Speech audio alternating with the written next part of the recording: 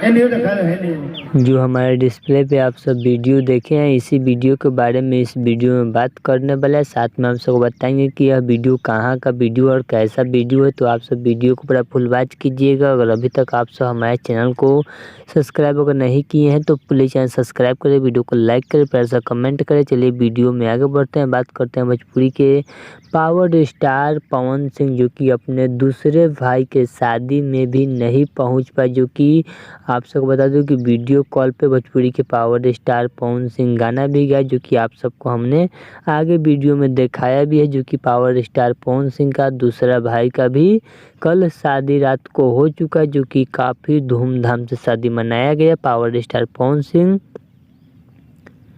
मुंबई में होने के कारण और काफ़ी ज़्यादा व्यस्त होने के कारण पावर स्टार पवन सिंह दूसरे शादी में भी नहीं पहुंच पाए। लेकिन भोजपुरी के पावर स्टार पवन सिंह और उनके भाई में कोई भी विवाद नहीं है। तो चलिए, अगर आप सबको भोजपुरी के पावर स्टार पवन सिंह का छोटा सा अपडेट कैसा लगा तो प्लीज़ चैनल सब्सक्राइब करें, वीडियो को लाइक करें, फिर से कमेंट करें। चलिए मिलते हैं न्यू अपडेट के साथ, तब तक ओके बाय।